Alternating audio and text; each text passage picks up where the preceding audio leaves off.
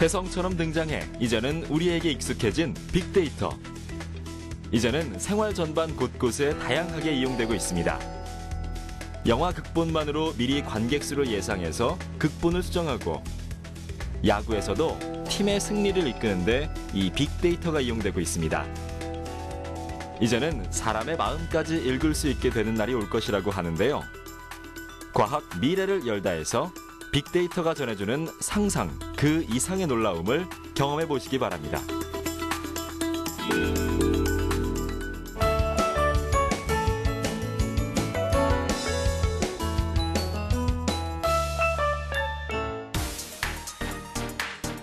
안녕하세요. 과학 미래를 열다 장원철입니다. 오늘은 어느덧 우리 삶의 다양한 곳에서 사용되고 있는 빅데이터를 알아볼 텐데요. 특히 빅데이터의 다양한 응용 사례에 대해 알아보고자 합니다. 빅데이터는 지금보다 더 상상 이상으로 우리 삶에 중요한 역할을 하게 될 텐데요. 따라서 우리가 좀 더 자세히 살펴보고 이해해야 할 필요가 있습니다. 오늘 저와 함께 빅데이터에 대해 자세히 알아보고, 또한 그 한계와 이를 극복하기 위한 최근의 연구 동향에 대해서도 얘기해 보도록 하겠습니다.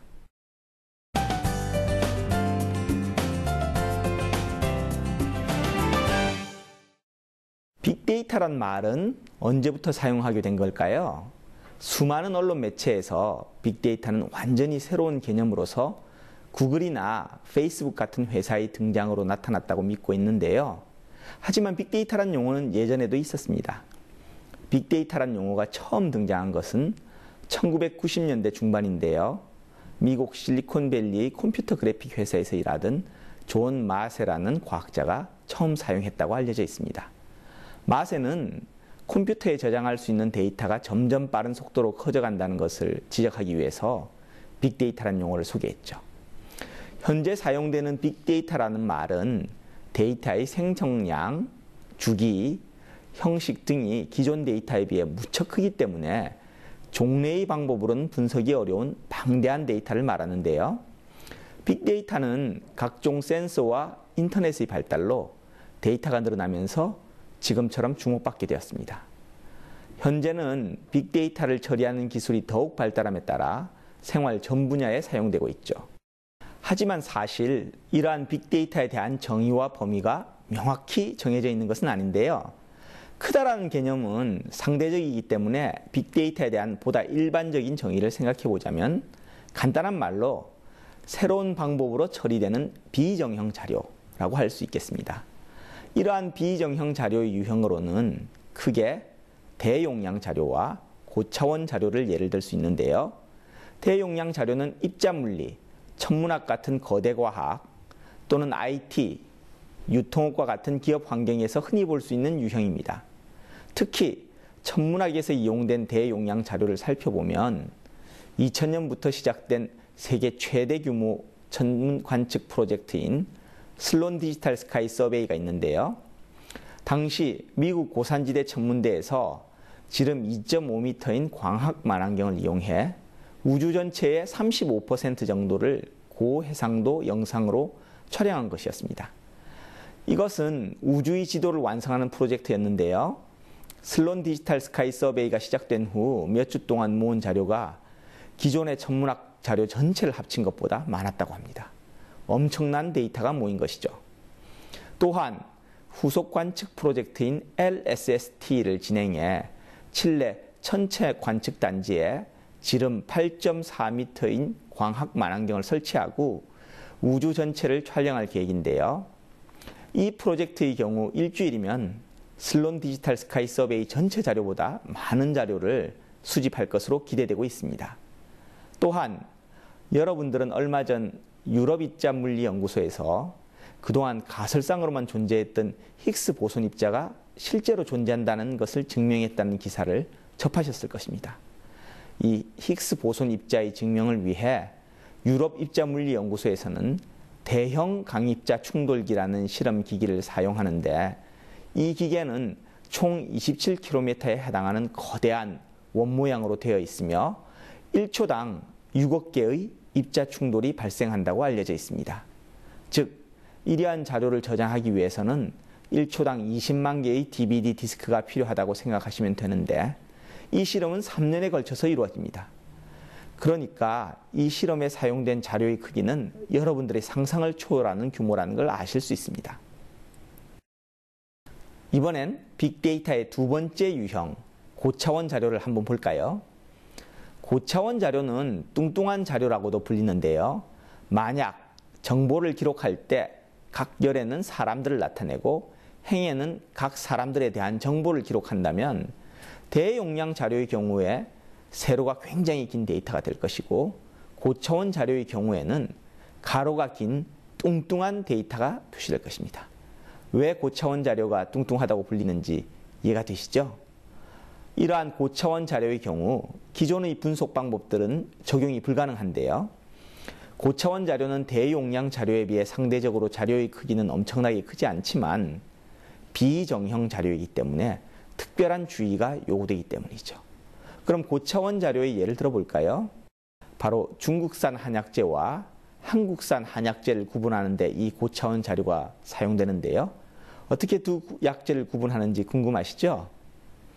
중국산과 한국산 두 한약재의 차이점을 알기 위해서는 질량 분석기를 사용하는데요. 질량 분석기는 레이저로 물질에 충격을 주어서 이온을 생성하고 이때 생성된 이온을 각 질량에 따라 분리시키는 장치입니다. 따라서 시료로 쓰이는 약재마다 질량 대 전하비에 따른 분포가 곡선으로 나타나게 되죠. 따라서 우리는 그 곡선의 형태에 따라 각 시료의 구성 성분에 대한 정보를 알 수 있는데요. 만약 한국산 한약재에서 나온 곡선의 형태와 중국산 한약재에 나온 곡선의 형태가 다르다면 그 다른 부분이 이 두 한약재 구성 성분의 차이를 나타내는 것이죠. 이 경우 시료의 개수는 많지 않지만 각 시료마다 수천 개 이상의 질량 대 전하비 값에 대한 분포 정보를 제공하고 있기 때문에 고차원 자료라고 할 수 있습니다. 즉, 고차원 자료는 필요한 정보를 담고 있는 부분을 어떻게 추출하느냐가 분석의 관건이 되는 것이죠. 따라서 우리가 같은 자료라고 해도 어떻게 사용하고 분석하느냐에 따라 무수히 새로운 결과를 도출해낼 수 있기 때문에 우리가 주목해야 할 빅데이터입니다.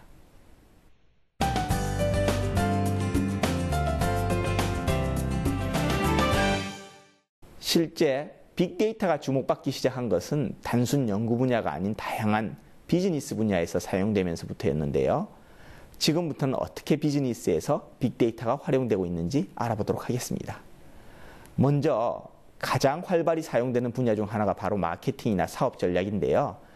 그 중에서도 좀 더 흥미로운 예로 영화 극본을 이용해 관객 수를 예측하는 방법을 말씀드리고자 합니다. 사실 할리우드의 한 회사 이야기인데요. 이 회사는 극본을 보고 분석하는 일을 담당하고 있습니다. 각본당 많게는 2만 불 정도의 큰 비용을 받고 있다고 하는데요. 전직 통계학과 교수가 세운 이 회사의 기본적인 아이디어는 새로운 극본을 기존의 유사한 내용을 가진 영화들과 비교하는 것에서 시작됩니다. 방대한 영화 데이터베이스를 이용하는 것이죠. 또한 실제 1,500명 정도의 예비 관객에게 설문조사를 실시해 극본을 수정하기도 한다고 하는데요. 영화가 만들기 전에 먼저 관객들의 반응을 예상함으로써 좀 더 관객과 가까운 영화를 만들 수 있게 되는 것이죠. 전 세계적으로 5억 불 가까운 매출을 올린 오즈 그레이트 앤 파워풀이라는 영화가 실제로 이 회사의 자문을 받고 극본을 수정했다고 합니다. 빅데이터를 아주 잘 활용한 것이죠. 이렇듯 빅데이터를 통해 관객 수를 미리 예측할 수 있다니 앞으로 더욱 많은 사람들에게 사랑받는 영화가 나올 수 있겠죠.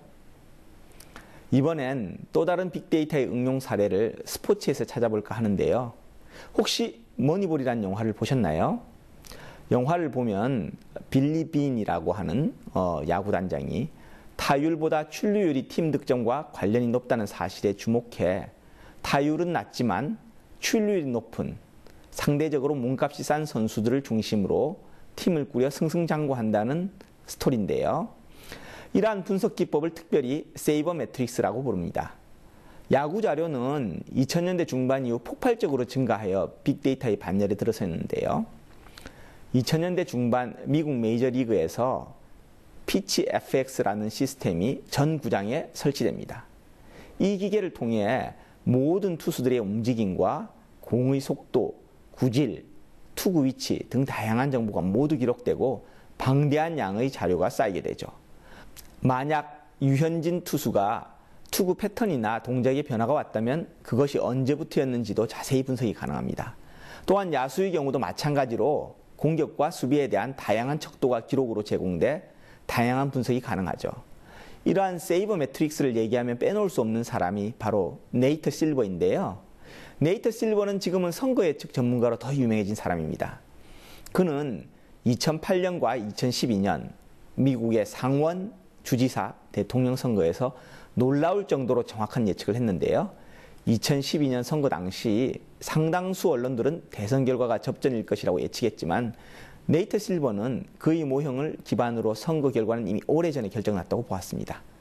그리고 실제 그의 예측이 거의 정확하게 맞아떨어졌죠. 네이터 실버의 방법은 선거 전 여러 여론조사의 결과의 가중평균과 선거에 미치는 여러 가지 요인을 고려한 회귀분석 모형을 적용하는 것이었는데요.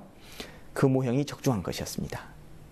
또한 우리나라도 지난 대선 때 서울대 박종희 교수가 비슷한 시도를 해 각 후보별 투표를 예측하기도 했죠.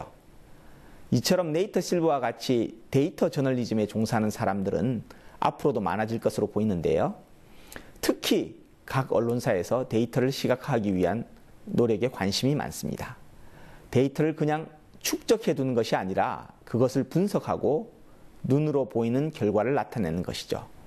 이렇게 된다면 수많은 빅데이터가 유용한 자료로 사용될 것입니다. 이번엔 좀 더 특이한 빅데이터의 응용 사례를 살펴볼까요?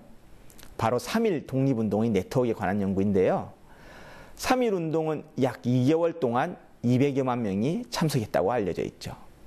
기존의 학설에서는 3.1 운동이 민족적 저항정신의 필연적 분출이라는 들불론이 3.1 운동의 동원, 참여의 기제로 널리 인식되었습니다. 즉, 들풀처럼 순식간에 동시다발적으로 크게 전파되었다는 겁니다.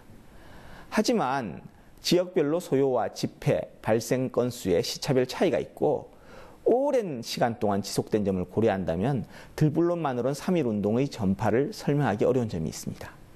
따라서 이러한 3.1 운동의 전파를 설명하기 위해 3.1 운동 주도 그룹 간의 네트워크를 서울대 연구팀이 3.1 운동 당시 경찰 조서를 참조하여 분석했는데요.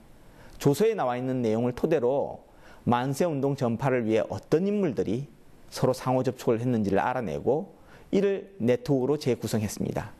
이를 토대로 서울대 연구팀은 3.1 운동에 있어서 구성원들이 네트워크를 통한 조직화가 얼마나 중요한 역할을 했는지를 밝혀냅니다. 또한 빅데이터를 이용한 흥미로운 미래 기술 중에 하나가 바로 사람들이 마음속 생각을 알아내는 것인데요. 예를 들면 간밤에 꾸었던 꿈의 내용이나 또는 혼수 상태에 빠진 환자들의 생각을 알아내는 방법입니다. 이러한 연구는 2011년 미국에서 자기 공명 영상을 이용한 자료를 통해 실제로 시도되고 있는데요. 꿈의 내용이나 혼수 상태의 환자 생각은 결론적으로 그들이 머릿속에 있는 동영상을 다시 컴퓨터 화면으로 꺼낼 수 있을까? 라는 질문으로 이어지게 됩니다. 따라서 과학자들은 피실험자들에게 임의의 영상을 보여줍니다. 그리고 이때 피실험자들이 뇌에 나타나는 뇌의 활동을 뇌 영상 자료로 저장하는데요. 이 뇌 영상 자료를 다시 처음에 피실험자들이 보았던 영상으로 바꿀 수 있다면 뇌의 활동을 그대로 재현하는 것이 되는 것이죠. 하지만 이 부분은 상당히 어려운 부분입니다. 만약에 이 세상에 존재하는 모든 동영상을 보고 그걸 뇌 영상 자료로 기록한다는 건 불가능한 일이겠죠. 그래서 과학자들이 생각한 방법은 임의로 유튜브에 있는 1800만 개의 동영상을 추출하고 이를 이용하여 뇌 영상 자료 데이터베이스를 생성하는 것이죠. 처음에 피실험자가 본 영상을 담은 뇌 영상 자료와 유튜브 자료 중 가장 흡사한 뇌 영상 자료를 찾고 이에 해당하는 유튜브 동영상을 합성합니다. 그러면 원래 실험자가 보았던 영상을 재생할 수 있겠죠. 이 기술은 아직 초보적 단계이긴 하지만 현재 동영상의 윤곽 정도는 그려낼 수 있는 것으로 알려져 있습니다. 다른 사람들의 생각과 마음을 읽어낼 수 있는 빅데이터, 지금 쉽게 상상할 수 없는 그 미래가 현실이 되길 기대합니다.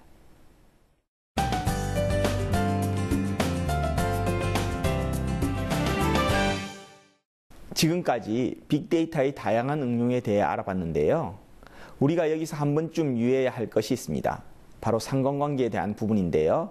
간혹 빅데이터에서는 인과관계가 중요하지 않고 무조건 상관관계만 고려하면 된다고 오해하시는 분들이 있습니다. 물론 상관관계가 상대적으로 많이 연구되고 있는 것은 사실입니다. 그 예로 트위터가 있는데요. 트위터는 여러 가지 흥미있는 분석에 활용되고 있습니다. 실제 영국과 미국의 헤지펀드들은 트위터 자료를 이용해 감성 분석을 하고 이것을 주식시장 투자에 활용하고 있는데요. 트위터상에 나타난 기분들을 표현한 단어들로 트위터 사용자들의 실시간 기분을 추정하고 사용자들의 기분과 주식과의 상관관계를 이용하여 주가를 예측하는 것입니다. 트위터는 메시지당 140문자라는 제한이 있지만 각각의 트위터와 같이 따라오는 메타데이터의 경우 훨씬 광범위한 정보를 알려주는데요. 이 메타데이터에 포함되어 있는 정보들은 모두 33가지이고 각 사용자의 사용언어, 위치, 팔로우, 팔로잉의 숫자와 이름 등이 포함되어 있습니다. 그리고 이러한 자료들을 이용해서 2011년 사이언스지에 84개국 240만 명의 2년간 트위터의 자료를 토대로 사람들의 기분 패턴을 일별, 월별로 분석한 논문이 실기도 했죠. 그리고 문화와 환경에 초월하는 생체 리듬이 존재하며 이 리듬이 우리들의 기분을 좌우할 수 있다는 결론을 제시했는데요. 이처럼 우리가 흔히 사용하는 SNS가 이렇게 빅데이터의 상관관계를 연구하는 데 사용되고 있다는 사실이 참 흥미롭죠. 하지만 분야에 따라서는 여전히 인과관계를 알아내는 것이 중요합니다. 예를 들면 개인화되는 의료 서비스의 경우에는 어떤 유전자가 특정 질병을 초래하는지 이해하는 것이 중요합니다. 따라서 인과관계의 규명이 매우 중요하죠. 물론 인과관계 규명이 상관관계에 비해 훨씬 알아내기 힘들지만은 학계에서 많은 연구가 진행되고 있는 만큼 앞으로 빅데이터의 분석에서 중요한 역할을 할 텐데요. 따라서 상관관계에만 주목할 것이 아니라 연구 목적에 따라 인과관계에도 주목해야 할 것입니다. 또한 빅데이터는 요즘 문제가 되고 있는 개인정보 유출과 관련해서 하나의 대안으로 주목받고 있는데요. 얼마 전 신용카드 정보 유출 사건이 발생했었죠. 이러한 경우 사실 카드 회사에는 개인정보가 유출된 고객들에 대해 특이한 사용 내용이 있는지 모니터링을 하는 것이 굉장히 중요합니다. 소비의 특이한 패턴이 발견되면 카드 사용 중지를 내려 더 이상 피해가 가지 않도록 해야겠죠. 예를 들어 카드 사용자의 주소와 굉장히 멀리 떨어진 곳에서 짧은 시간 동안 많은 구매가 이루어졌다면 이상 징후로 바로 파악을 해야 하는데요. 하지만 이런 경우 실제 카드 주인이 여행 중이라서 생긴 일이라면 카드 사용 중지를 시킬 경우 카드 주인에게 불편을 초래할 수 있습니다. 따라서 빅데이터 분석에서는 이러한 잘못된 카드 사용 중지를 줄일 수 있는 새로운 분석 방법이 필요하게 되죠. 실제 이러한 방법들은 거대 과학과 생물 정보학의 등장으로 인해 많은 발전을 이루었는데요. 하지만 앞으로 IT와 마케팅과 같은 분야에서도 접목되어 더욱 활발히 적용되어야 하겠습니다.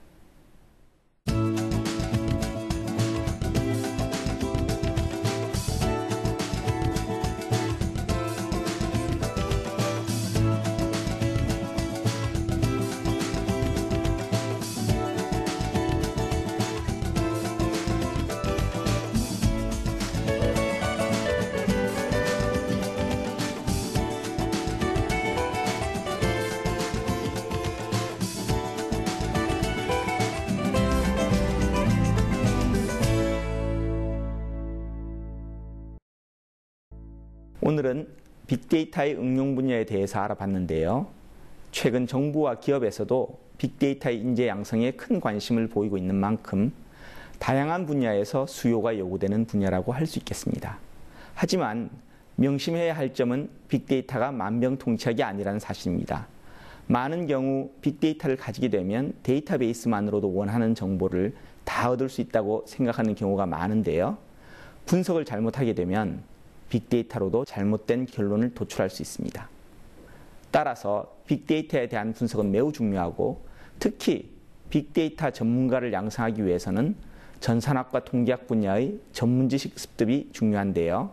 앞으로 이 분야에 대한 많은 관심 부탁드리겠습니다. 시청해주신 여러분 고맙습니다.